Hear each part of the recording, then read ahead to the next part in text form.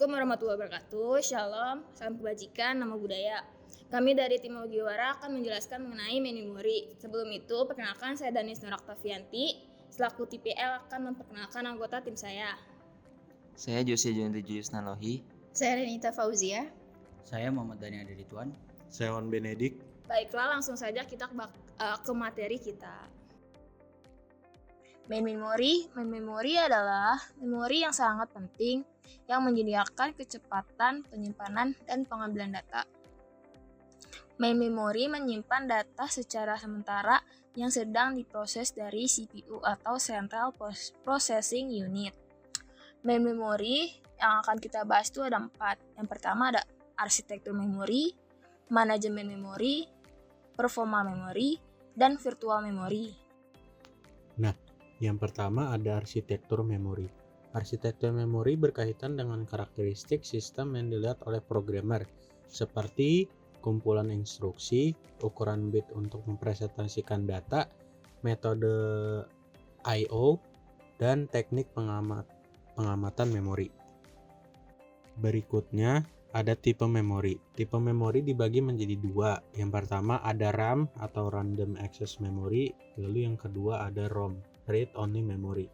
Nah, RAM ini atau Random Access Memory adalah suatu tipe memori yang semiconductor, teknologi yang digunakan untuk membaca dan menulis informasi dalam permintaan apapun, dalam kata lain yang dibutuhkan oleh prosesor. Nah, sedangkan ROM atau biasa dikenal dengan Read Only Memory adalah tipe memori komputer yang memungkinkan penggunaan hanya untuk membaca data yang disimpan di dalamnya. Nah, yang berikutnya cara kerja memori.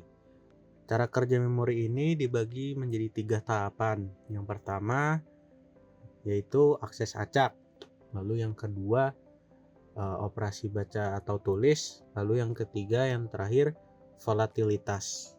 Manajemen memori. Manajemen memori adalah proses mengatur dan mengawasi penggunaan memori secara efektif. Tujuan utama manajemen memori adalah untuk memberikan cara mengalokasikan bagian memori secara dinamis untuk berbagai program dan membebaskannya untuk digunakan kembali ketika tidak lagi diperlukan. Nah, berikut beberapa komponen dari manajemen memori. Yang pertama ada alokasi memori, yang kedua ada partisi memori, ada juga proteksi memori, ada juga fragmentasi memori, dan terakhir ada swapping. Pertama, alokasi memori. Memori utama biasanya dibagi ke dalam 2 partisi, yaitu 1. Memori rendah, sistem operasi berada di memori ini. Kedua, memori tinggi. Proses pengguna disimpan dalam memori tinggi. Partisi memori. Partisi memori adalah metode pengelolaan memori dalam sistem komputer, di mana memori utama dibagi menjadi beberapa segmen atau blok yang dapat dialokasikan untuk berbagai proses atau program. Dan perbedaan memori rendah dan memori tinggi. Perbedaannya tuh dibagi menjadi 3. Yang pertama, memori rendah berada di awal alamat memori fisik, sedangkan memori tinggi berada di alamat memori yang lebih tinggi.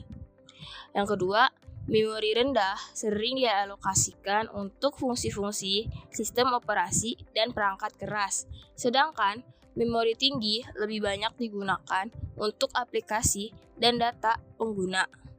Yang ketiga, memori rendah umumnya lebih cepat karena lokasi fisiknya yang dekat dengan prosesor, sedangkan memori tinggi bisa sedikit lebih lambat.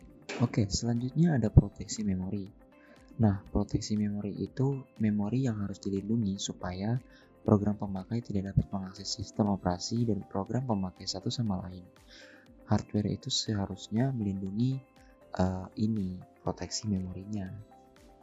Selanjutnya ada fragmentasi memori. Fragmentasi itu adalah sisa ruang memori yang tidak dapat dialokasikan untuk suatu proses, yang disebut juga fragmentasi. Nah, fragmentasi itu ada 2 bagian. Jadi itu ada fragmentasi internal dan fragmentasi eksternal. Nah, Yang terakhir ada swapping. Apa sih itu swapping? Swapping itu adalah suatu proses memasukkan proses ke dalam memori dan kemudian menyalinnya ke disk untuk sementara setelah dijalankan beberapa saat. Nah, proses ini digunakan oleh sistem operasi untuk mendapatkan akses ke data pada hard disk dan memindahkannya ke RAM agar program aplikasi dapat berjalan dengan sangat baik.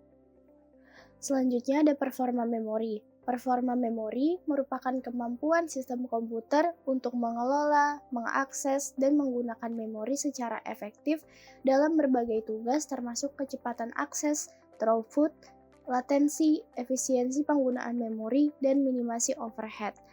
Nah, ada beberapa komponen yang mempengaruhi performa memori, antara lain latensi memori, cache memori, overclocking, bandwidth, dan kapasitas memori.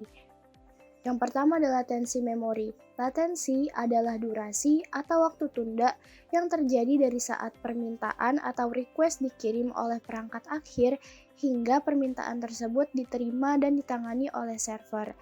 Seperti yang terlihat di gambar, latensi ditunjukkan oleh garis putus-putus yang menghubungkan server dan end device. Nah, komponen dalam gambar di sini ada server, internet, latensi, dan end device. Server merupakan sumber data atau layanan yang diminta oleh pengguna. Server bisa berupa web server, database server, atau jenis server lainnya yang menyimpan data atau menyediakan layanan. Sedangkan internet merupakan jaringan yang menghubungkan server dengan perangkat akhir atau end device. Data dikirimkan melalui berbagai jalur dan perangkat di dalam jaringan internet. Dan yang terakhir ada end device.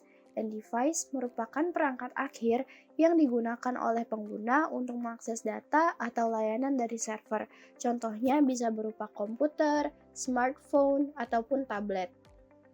Selama perjalanan dari perangkat akhir ke server dan sebaliknya, terdapat beberapa jenis delay yang bisa terjadi seperti processing delay, packetization delay, serialization delay, jitter buffer delay, dan network delay.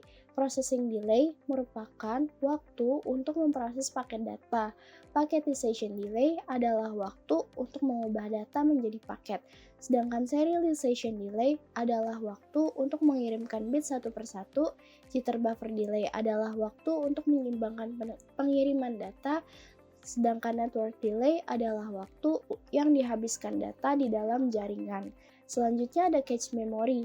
Memory cache adalah memori berkecepatan sangat tinggi yang berfungsi sebagai perantara antara RAM dan CPU. Nah, cache memory ini memiliki kecepatan yang lebih tinggi jika dibandingkan dengan RAM. Fungsi utama dari cache memory itu yang pertama bisa mengatasi perbedaan kecepatan antara CPU yang sangat cepat dan RAM yang relatif lambat. Yang kedua bisa mengurangi latensi CPU selama akses memori. Overclocking. Overclocking merupakan proses meningkatkan kecepatan operasi komponen komputer, terutama CPU dan GPU, di atas spesifikasi pabriknya. Komponen yang bisa di-overclock itu ada 3, yaitu CPU, GPU, dan RAM. Overclocking dilakukan dengan meningkatkan kecepatan clock, yang merupakan kecepatan kerja dasar dari prosesor, dengan cara melebihi dari settingan pabriknya. Kelebihan dari overclocking yaitu kita bisa mendapat prosesor dengan clock speed yang lebih tinggi dari standar pabriknya. Selanjutnya yaitu bandwidth. Bandwidth juga dikenal sebagai lebar pita, adalah besarnya saluran transmisi tempat lewatnya informasi atau data. Ini adalah ukuran yang menunjukkan seberapa banyak data yang dapat dilewatkan melalui sebuah jaringan dalam satu koneksi. Bandwidth terbagi menjadi 2 jenis, yaitu digital bandwidth dan analog bandwidth. Selanjutnya yaitu kapasitas memori. Kapasitas memori merupakan komponen penting dari memori komputer, baik internal maupun eksternal, serta performa memori. Kapasitas memori eksternal dapat diukur dalam byte, sedangkan kapasitas memori internal dapat diukur dalam word atau byte. Baik buruknya kinerja komputer dapat ditentukan oleh kapasitas memorinya. Yang terakhir yaitu virtual memory. Memori virtual adalah sistem yang memungkinkan sistem operasi memanfaatkan sebagian dari memori sekunder, seperti hard disk. seolah-olah sebagai memori internal atau RAM fisik yang ada dalam komputer. Sistem ini bekerja dengan memindahkan kode yang tidak diperlukan ke sebuah berkas di hard drive yang dikenal sebagai patch file. Nah, kita udah sampai di slide yang terakhir, yaitu teknik implementasi memori virtual atau virtual memory. Nah, teknik implementasinya itu ada dua. Yang pertama itu demand paging dan kedua demand segmentation. Nah, pertama apa sih itu demand paging?